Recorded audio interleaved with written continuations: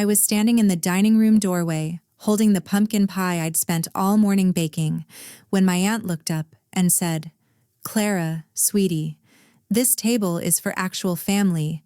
You understand, right?" My cousin snickered. My grandmother didn't even look up. I should have walked out right then, but I didn't know yet what they were really after. My name's Clara. I'm 26. And for most of my life, I thought I had to earn the love of people who were supposed to give it freely. My mom raised me on her own. She passed away 3 years ago, and after that, her family, my aunt, my uncle, my cousins, they said they'd take me in.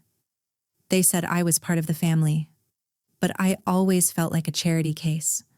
I wasn't the one with designer handbags or vacation photos in Bali. I worked as a project manager at a mid-sized tech company. Nothing flashy, just stable, hardworking. I thought if I was helpful enough, kind enough, they'd finally see me as equal. I was wrong. I wasn't rich. I wasn't polished. I wasn't one of them. But I had something they didn't expect: self-respect and a plan. What they didn't know was that I'd stopped needing them long before that Thanksgiving.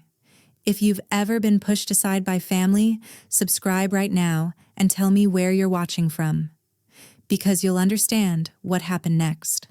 Thanksgiving morning, I showed up early at Aunt Diane's house. It was this sprawling suburban place with a perfect lawn and a perfect kitchen, and a perfect family that I'd never quite fit into. I brought a homemade pumpkin pie. I'd baked it from scratch the night before. I thought maybe this year would be different. Aunt Diane was in the kitchen arranging store-bought rolls on a platter. She glanced at the pie in my hands and said, "Oh, Clara, you can put that in the kitchen. We ordered dessert from the bakery." Not, "Thank you." Not, "How sweet." Just, "Put it somewhere." I set it down on the counter and started helping her set the table. She didn't ask me to. I just did. That's when my cousin Vanessa walked in wearing brand new heels and a smug smile. "God, Clara, are you still at that little startup?" she said, not even saying hello first. "I thought you'd have moved up by now." I took a breath. "It's not a startup," I said. "And I just got promoted to senior PM." She waved a hand. "Oh, cute. Cute."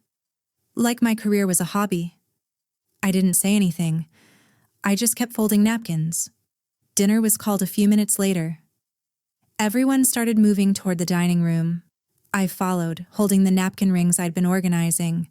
That's when Aunt Diane turned to me. "Clara, sweetie, this table is for actual family. You understand, right?" I froze.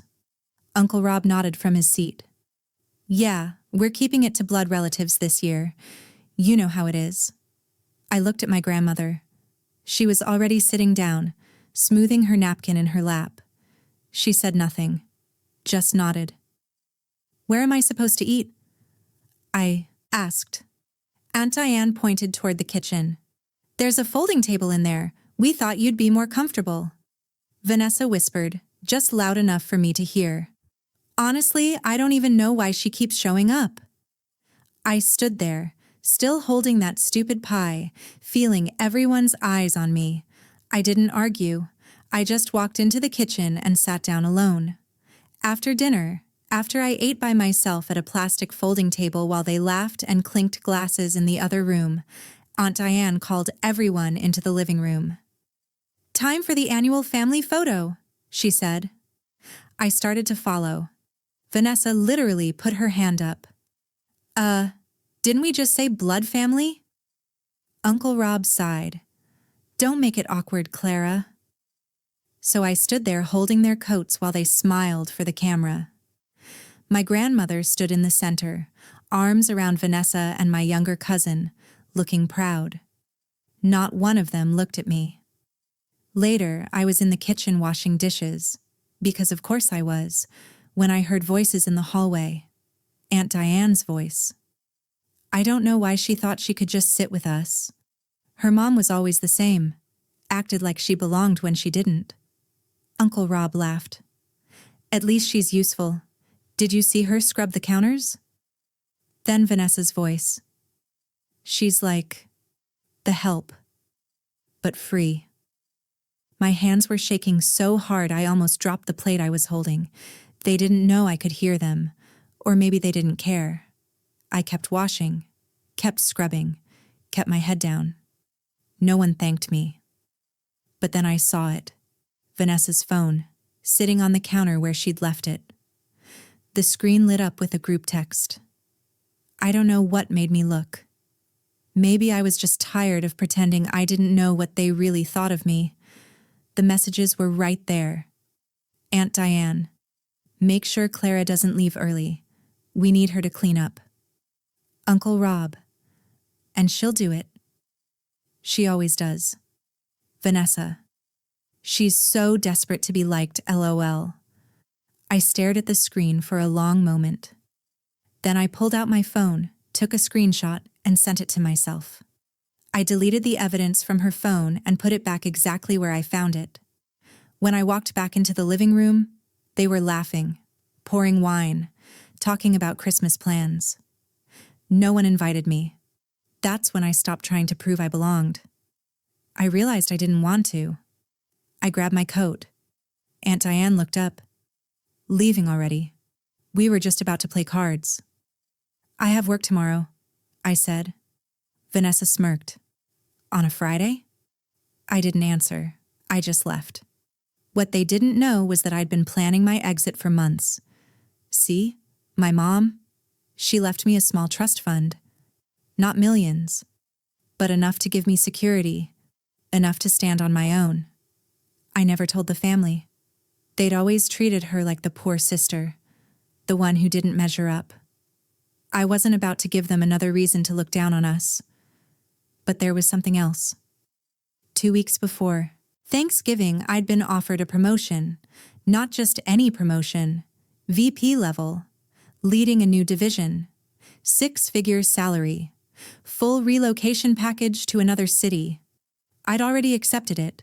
They thought I needed them. They thought I'd keep showing up, keep trying, keep begging for crumbs. I wasn't angry anymore. I was done. And they were about to find out what that meant. The next morning, my best friend Jordan called me. Please tell me you finally told them off, they said. Not yet, I said, but I'm about to.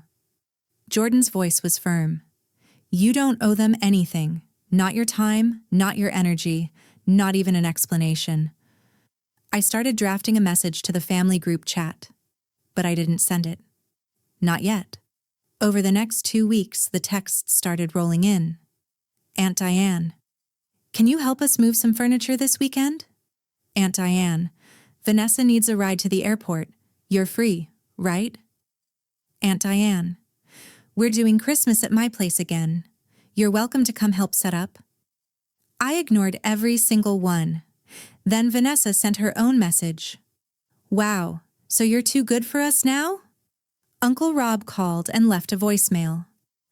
Your aunt's asking for you. Don't be rude. I didn't respond.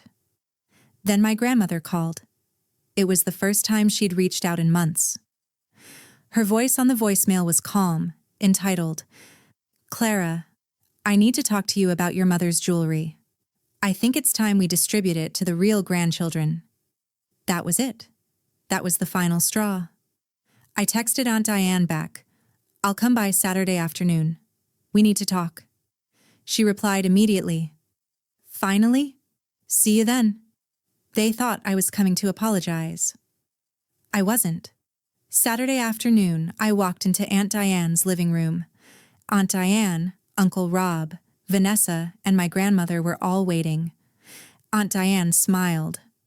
So glad you came to your senses, Clara. We were worried you were being dramatic. I didn't sit down. I didn't come to apologize, I said. I came to say goodbye. Vanessa laughed. Goodbye? What does that even mean? I pulled out my phone and turned the screen toward them. The group text, the screenshot. This, I said. This is what it means. Aunt Diane's face went pale. Where did you? It doesn't matter, I said. What matters is, I finally see you clearly. Uncle Rob waved a hand. Oh, come on, we were joking. You told me I wasn't family, I said, so I'm taking you at your word. Vanessa's smile faded. Wait, what? I'm moving, I said. In 3 weeks. The little startup? They just promoted me to lead their expansion team. VP level. 6 figures. Full relocation. Vanessa's mouth opened, but nothing came out. Aunt Diane scrambled. Well, that's wonderful, sweetheart. We're so proud. Don't, I said. You don't get to be proud now. I turned to my grandmother. And about Mom's jewelry? She left it to me in her will. I have the paperwork. You have no claim to it. My grandmother stammered. Uncle Rob blustered. That's not... I checked with a lawyer, I said. It's mine. I looked at each of them, one by one. I spent years thinking I needed your approval, I said. Turns out I just needed to respect myself enough to walk away. Vanessa tried to backpedal. Clara, don't be like this. We're family. No, I said. You made it clear I'm not. So from now on, I won't act like it. I turned and walked out. They didn't follow. They just sat there, stunned, silent, helpless. I blocked their numbers 2 days later. I moved to the new city, started fresh, built the life I'd always deserved. And the calls? They started almost immediately.